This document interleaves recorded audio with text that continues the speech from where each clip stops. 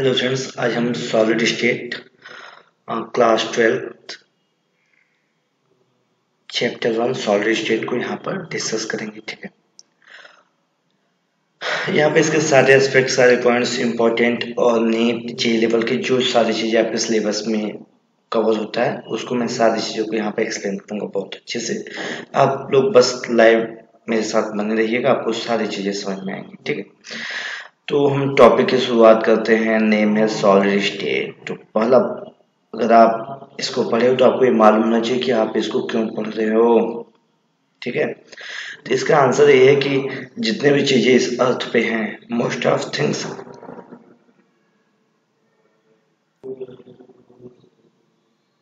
Solid state के form में होते हैं। ठीक है, जैसे कि आप देख लो, चेयर देख लो, वुडन चेयर देख लो या तो फैन देख लो, जो मेटल से बने होते हैं, सॉल्ट होते हैं, जो सॉल्ट आप डेली यूज करते हो, ये सारी चीजें किस फॉर्म में होते हैं? सॉलिड के फॉर्म में। आपके अंदर भी जो स्ट्रक्चर होता है, बोन्स होते हैं, वो किस फॉर्म में होते हैं? सॉलिड के फॉर्म में। ठीक है, और इन सबको समझने के लिए सबसे पहले हमें सॉलिड को समझना पड़ेगा। अहम ब्रह्मास्मि, आप स्वयं ब्रह्म के रूप हैं, मीन्स आप खुद इस सॉलिड लिक्विड गैस से मिलकर बने हुए हैं। अगर आपको खुद को समझना है तो आपको सॉलिड स्टेट, लिक्विड और गैसेस स्टेट के बारे में पढ़ना है। तो हम इन तीन ब्रह्मा विष्णु महेश में से सिर्फ आज सॉलिड के बारे में पढ़ते हैं। क्या होता है, कैसे होता है, इनके बेसिक प्रॉपर्टीज क्या होती है, इनका यूटिलाइजेशन क्या होता है, इन सारी चीजों को आपके सिलेबस के अकॉर्डिंग इसको हम कवर करेंगे। ठीक है, तो आइए चलते हैं, देखते हैं क्या होता है सॉलिड स्टेट। अगर हम सॉलिड स्टेट की बात करें तो आपको सबसे पहले सॉलिड स्टेट को समझने के लिए आपको जाना पड़ेगा आज से 3 साल पहले, 3 इयर्स बैक। मैं आपको टाइम मशीन से ले जा रहा हूँ 3 इयर्स बैक। वहां पर न्यूटन एक बात बता के मर गए थे। एक फॉर्मूला आपको बताया गया था, शायद आपको याद होगा, आर स्क्वायर। आपने चैप्टर 11th में, चैप्टर जो भी हो, ग्रेविटेशन चैप्टर का नाम था, क्लास 9th में भी ग्रेविटेशन में आपने इसको पढ़ा था। F equal to G m1 m2 upon R square. यहाँ से हम एक चीज आपको बता रहे हैं, ध्यान से समझना। फर्स्ट थिंग्स कि आर स्क्वायर क्या होता है? इंटर मॉलिक्यूलर डिस्टेंस होता है, इंटर मॉलिक्यूलर डिस्टेंस होता है। और एफ क्या होता है? एफ जो होता है इंटर मॉलिक्यूलर फोर्स होता है, इंटर मॉलिक्यूलर फोर्स होता है। ध्यान से, मोस्ट ऑफ टीचर और स्टूडेंट ऐसे सीधे रैंडमली इंटरनल का फोर्स, इंटरनल का डिस्टेंस, इनको कैसे भी बोलते हैं। नो, आपको अगर यहाँ से ध्यान से देखना, मैं आपको बहुत बेसिक टू एडवांस सारी चीजें पढ़ा रहा हूँ। अगर आप यहाँ से इसको देख पा रहे हैं तो F is inversely proportional to square of R square. तो सबसे पहले आपको आर अगर बताओगे, आर को अगर डिफाइन करोगे, फिर आप एफ को बता सकते हो। तो फर्स्ट पॉइंट क्या होगा सॉलिड के लिए? इनका inter molecular distance, inter molecular distance जो होता है, इसको डी देखते हैं, ए मिनिमम होता है। सेकेंड पॉइंट आप लिखोगे, इनका इंटर मॉलिक्यूलर फोर्स जो होता है मैक्सिमम होता है। पहले आप इंटर मॉलिक्यूलर फोर्स नहीं बताओगे, गलती भूल कर भी ये पाप आप नहीं करना। ओके, तो ध्यान से देखना बेटा जी। सॉलिड स्टेट के लिए पहले क्या होना चाहिए? Inter molecular distance minimum, then inter molecular force maximum. इस कंडीशन में क्या होता है? इस कंडीशन में अगर इंटर मॉलिक्यूलर डिस्टेंस, सॉलिड के अरेंजमेंट है, मान लो consider something like this, then इनके बीच इंटरमॉलिक्यूलर डिस्टेंस मिनिमम होगा। इंटरमॉलिक्यूलर डिस्टेंस मिनिमम होगा, उस कंडीशन में क्या होगा? इनका इंटरमॉलिक्यूलर फोर्स मैक्सिमम होगा। इसकी वजह से क्या होगा? वी इंटरमॉलिक्यूलर डिस्टेंस मिनिमम और इनके बीच फोर्स मैक्सिमम होता है, तो एक प्रॉपर्टी इनके बीच आ जाती है जिसको रिजिड कहते हैं। अब प्रॉपर्टी तो इसको रिजिडिटी बोलेंगे। ओके, तो सॉलिड सॉलिड क्या होते हैं? ऐसे सब्सटेंस जिसमें रिजिडिटी आती है। रिजिडिटी क्या होता है? रिजिड क्या होता है? Net moment, net moment. Moment क्या होता है? अगर जीरो हो जाए, नेट मोमेंट जीरो हो जाए एक्सटर्नल फिजिकल फोर्स अप्लाई करने पर, तो उसको क्या कहते हैं? रिजिडिटी कहते हैं। ठीक है, तो सॉलिड की क्या क्या प्रॉपर्टी आपको समझ में है? सॉलिड की प्रॉपर्टी समझ में आई कि सॉलिड रिजिड होते हैं।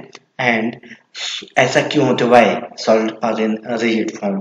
क्योंकि intermolecular distance minimum and intermolecular forces are maximum, so solid has a rigidity property. Okay, ये तो हो गया सॉलिड क्या होते हैं। ठीक है, तो सॉलिड, इसके बाद हम आपको सॉलिड का क्लासिफिकेशन क्या होता है, इन सारी चीज़ों को आपको डिस्कस करने जा रहे हैं। ठीक है, तो देखिए हम आपको यहाँ पर सॉलिड क्या होते हैं इनके बारे में डिस्कस करने जा रहे हैं। सो आपको समझना है कि अब सबसे पहले सॉलिड में आपने दो चीज़ें पढ़ा, इंटरमॉलिक्यूलर डिस्टेंस क्या होता है मिनिमम, एंड इंटरमॉलिक्यूलर फोर्स क्या होता है। इंटरमॉलिक्यूलर डिस्टेंस मिनिमम, इसको डी से हम दिखा देते हैं, और इंटरमॉलिक्यूलर फोर्स मैक्सिमम। इस वजह से क्या होगा, इनका जो वॉल्यूम होगा, शेप एंड वॉल्यूम क्या होगा, ये कांस्टेंट होगा। ये क्या होगा, कांस्टेंट होगा। क्यों, क्योंकि उनका डिस्टेंस मिनिमम है, तो उनको और फोर्स मैक्सिमम है, तो उसमें कोई चेंजेस नहीं होगा। जो शेप होगा, जो वॉल्यूम होगा, वो कांस्टेंट होगा। और दूसरा, ए इनकम्प्रेसेबल होंगे, इनको कंप्रेस नहीं किया जा सकता है। ओके, फिर और आप क्या बता सकते हो, स्टेबल होंगे in comparison of liquid and gas. Okay, ये सारी प्रॉपर्टी आपको मालूम होनी चाहिए। अब हम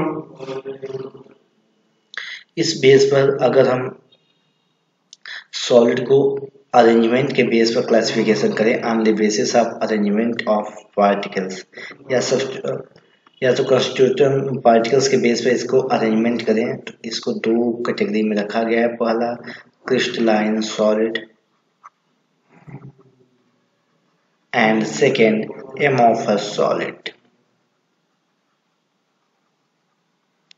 अब देखो क्रिस्टलाइन में हमने किस बेसिस पर अरेंजमेंट किया, ध्यान से देखना बेटा जी। एक किस बेसिस पर हमने अरेंजमेंट किया, किस बेसिस पे इनको सब क्लासिफाई किया, on the basis of arrangement. Arrangement के बेसिस पे इनको ऐसे किया। तो क्रिस्टलाइन सॉलिड, क्रिस्टलाइन सॉलिड में क्या होता है, डेफिनेट अरेंजमेंट। इनका अरेंजमेंट क्या होता है, डेफिनेट अरेंजमेंट होता है। और इनका नॉन डेफिनेट या इनडेफिनेट अरेंजमेंट होगा। तो ठीक है, नॉन डेफिनेट अरेंजमेंट इनका होता है। ये सारी चीजें आपके टेक्स्ट बुक में लिखा है, कुछ मैं नया नहीं बता रहा, इसके बाद हम आपको नया बताने जा रहे हैं। ओके, नाउ अब आप कंटिन्यू, पूरा फोकस आप इस पर लगा दो और कहीं ध्यान नहीं जाना चाहिए। ठीक है, और चलो देखते हैं कि एमॉर्फस के, सबसे पहले हम फिर से आपको बता रहे हैं, सॉलिड को अरेंजमेंट के बेस पर, किसके, कंस्टिट्यूएंट्स पार्टिकल्स के अरेंजमेंट के बेस पर हम इसको टू कैटेगरी में रखते हैं, crystalline solid and amorphous solid. Crystalline solid क्या होता है, इसमें जो अरेंजमेंट होता है वो डिफरेंट होता है, और एमॉर्फस में अरेंजमेंट डिफरेंट नहीं होता है। क्रिस्टलाइन और एमॉर्फस की प्रॉपर्टी को हम अगले स्लाइड में देख रहे हैं। ओके,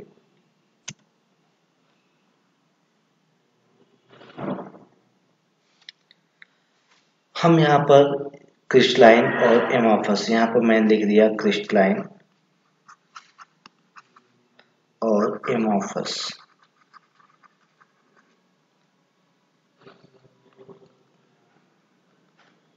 मान लो इनका डिफरेंस हो गया।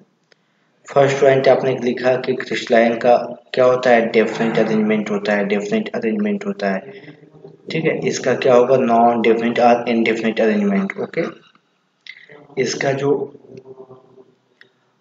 इसका जो ऑर्डर होगा, लॉन्ग रेंज ऑर्डर होगा, लॉन्ग रेंज ऑर्डर इसका अरेंजमेंट होगा। इसका क्या होगा, अगर ये तो सबसे पहले ऑर्डर में होते नहीं है ये छोटे मोटे लोग, अगर ऑर्डर में हो गए तो बहुत ही शॉर्ट रेंज में होगा। ऑर्डर में अगर कहीं हो गई, इनका अरेंजमेंट फिक्स हो गया, तो शॉर्ट रेंज, शॉर्ट ऑर्डर में ही इनका अरेंजमेंट होता है। ठीक है, थर्ड पॉइंट नोट करना, इनका melting point and boiling point क्या होता है, एक शार्प टेम्परेचर, एक फिक्स टेम्परेचर होता है।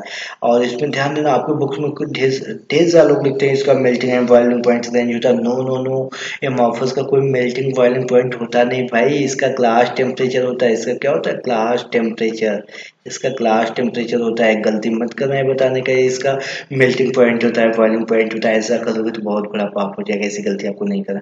ग्लास टेम्परेचर क्या होता है, वो टेम्परेचर जिस पर amorphous liquid means liquid convert into amorphous solid is called glass temperature. एक रेंज होता है, पर्टिकुलर एक टेम्परेचर नहीं होता है। मान लो आप 250 डिग्री 250 टू 300 डिग्री सेंटीग्रेड के बीच में किस क्या होता है, एमॉर्फस में कन्वर्ट होता है 250 टू 300 डिग्री। इस टेम्परेचर को क्या कहते हैं, जीटी। और नोट करना, जो मेल्टिंग और बॉइलिंग पॉइंट होता है क्रिस्टलाइन का, वो क्या होता है, उनका टेम्परेचर फिक्स होता है। जब भी फेज चेंज होगा टेम्परेचर फिक्स होता है। कब? जब इनका फेज चेंज होगा। फेज चेंज होने पर टेम्परेचर में कोई चेंजेस नहीं होता। ये चीज याद रखना आप लोग बहुत अच्छे से। ओके, हाँ, अब इनका फोर्थ पॉइंट अगर देखें, ये मोर स्टेबल होता है किसके कंपेरिजन में? मोर स्टेबल देन किसके?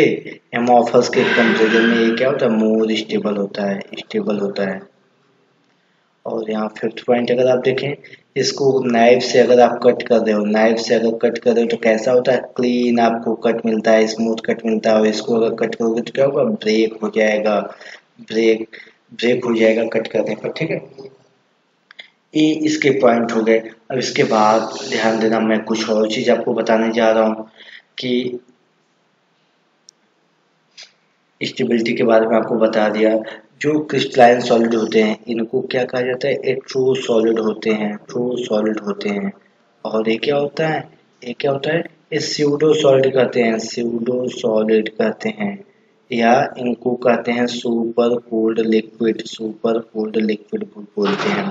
ठीक है, इनको सुपर कूल्ड लिक्विड क्यों बोलते हैं ये आपको अगर पूछना होगा तो ध्यान देना, इनको सुपर कूल्ड लिक्विड भी बोलते हैं। क्यों? क्योंकि जो लिक्विड होता है, ठीक है, इनमें लिक्विड की प्रॉपर्टी होती है। तो इसमें क्या होता है, जब ये लिक्विड के फॉर्म होते हैं इसको स्लोली स्लोली कूल डाउन करके, मीन्स ट्रेनिंग दे देकर इसको स्लोली स्लोली कूल डाउन करके एमॉर्फस फॉर्म में लाया जाता है। ओके, एमॉर्फस फॉर्म में इनको लाया जाता है। तो इनको क्या कहते हैं? स्यूडो सॉलिड, यानी ये सॉलिड होते नहीं, इनको ट्रेनिंग देकर सॉलिड, जैसे मोहम्मद रफी और किशोर कुमार की बात करें तो किशोर कुमार जो उनके अंदर एक पहला ऐसी कुदरती उनके अंदर गाने का था टैलेंट, लेकिन मोहम्मद रफी ने ट्रेनिंग ली थी। तो जो मोहम्मद, अगर हम इसकी बात करें तो जो क्रिस्टलाइन सॉलिड होते हैं इसके अंदर नेचुरली हेट्रो सॉलिड होता है, अरेंजमेंट फिक्स होता है। एमार्फस सॉलिड तो अरेंजमेंट फिक्स नहीं होता है, लेकिन इनको स्लोली इनको कूल डाउन करके इनको सॉलिड के फॉर्म में बनाया जाता है। ठीक है, ये चीजें आपको इतना समझ में आ गई होंगी। हाँ, अब मैं आपको एक ग्राफ समझाता हूँ, आप समझना, बहुत आपको अच्छा लगेगा, मजा आएगा। ठीक है,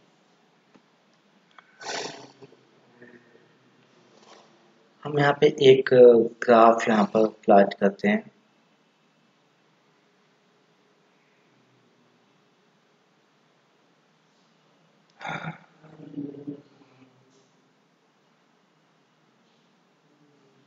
ये जो पॉइंट होगा ना, अब देखो एक किसके बीच ग्राफ है?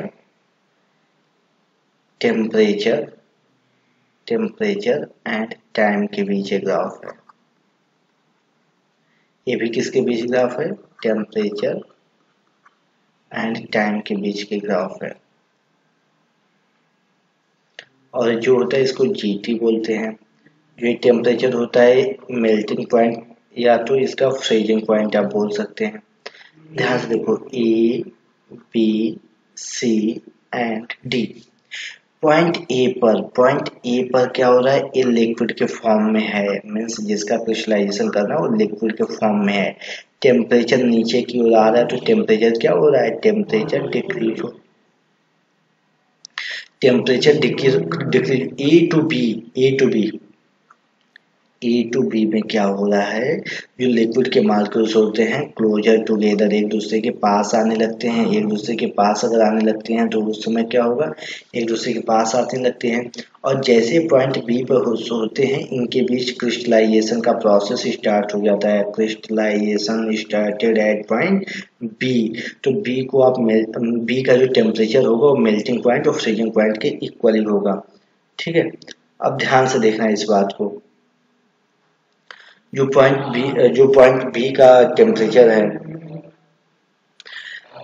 यहाँ पर हम टेम्परेचर देखो, यहाँ से टेम्परेचर ए टू बी हम डाउन कर रहे हैं, लेकिन जैसे पॉइंट बी पर पहुंचा टेम्परेचर कांस्टेंट हो गया। क्यों? हम यहाँ टेम्परेचर डिक्रीज कर रहे हैं, लेकिन जैसे क्रिस्टलाइजेशन का फॉर्मेशन स्टार्ट हुआ, क्रिस्टलाइजेशन के फॉर्मेशन में क्या होगा? बॉन्ड फॉर्मेशन तेजी से होगा। जब कहीं भी बॉन्ड का फॉर्मेशन होता है तो हीट एनर्जी क्या होती है? रिलीज होती है। टेम्परेचर यहाँ कूल डाउन कर रहे हैं, यहाँ पे टेम्परेचर कूल डाउन कर रहे हैं, और क्रिस्टलाइजेशन में एनर्जी फॉर्मेशन की वजह से टेम्परेचर उसका हीट बाहर निकला, ओवरऑल एक दूसरे को कैंसिल आउट कर रहा है। इसलिए ये जो पॉइंट है यहाँ पर क्या हो रहा है? टेम्परेचर कांस्टेंट हो रहा है। ठीक है, है। और एक चीज और आप जानते हैं, फेज ट्रांसफॉर्मेशन कहीं भी होता है वहां पर टेम्परेचर में कोई चेंजेस नहीं होता है।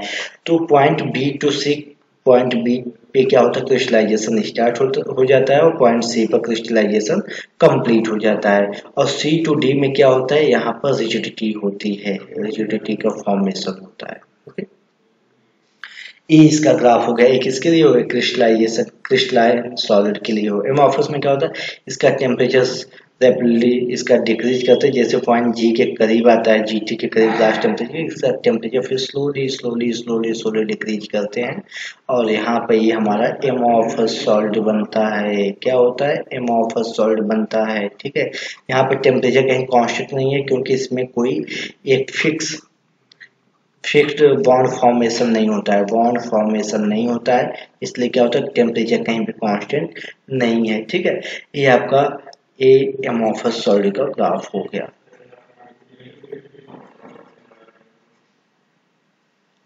ठीक है, अब हम आते हैं अगले पॉइंट के बारे में।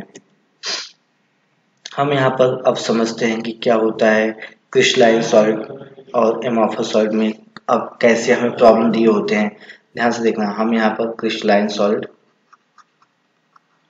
और एमॉर्फस सॉलिड यहाँ पर लिख लेते हैं। एमॉर्फस, जितने भी एसिड, बेस, सॉल्ट्स, ठीक है, एसिड्स, बेस, सॉल्ट्स, ये हो गए एसिड बेस सॉल्ट, जितने हो गए मेटल हो गए, मेटल एलॉय हो गए, मेटल एलॉय हो गए, ठीक है, स्मॉल मॉलिक्यूल्स हो गए, इनर्ट गैस हो गए।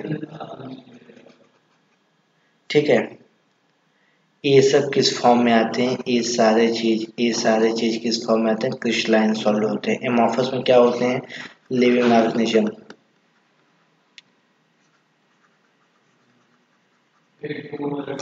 एंड क्या होते हैं, जितने भी पॉलीमर होते हैं, जितने भी पॉलीमर होते हैं वे सब किस में आते हैं, एमॉर्फस सॉलिड में आते हैं। ठीक है, ये आपको देखो, ये चीज ध्यान देना, ये आपको याद करने के लिए नहीं, ये बात समझने की जरूरत है। अगर आपसे बोल दे कि पीवीसी क्या है, अब आपको बुक में ध्यान नहीं देना, पीवीसी पॉलीविनाइल क्लोराइड, ये क्या हो गया, एमॉर्फस। अरे हम तो जानते हैं पॉलीमर क्या होते हैं, एमॉर्फस होते हैं, एमॉर्फस हो गया। अगर आपको दे दे कि टेफ्लॉन क्या होता है, Teflon is a type of polymer, so it is also in amorphous form. Okay, अगर आपको फिर यहाँ पर दे दे दूसरा कुछ दे दे, जैसे कि आपको दे दे ब्रॉन्ज क्या होता है, ब्रॉन्ज मेटल तो आप सुने होंगे, वो भी क्या होता है, एलॉय का फॉर्म होता है, एलॉय का फॉर्म होता है तो क्या होगा, क्रिस्टलाइन हो जाएगा।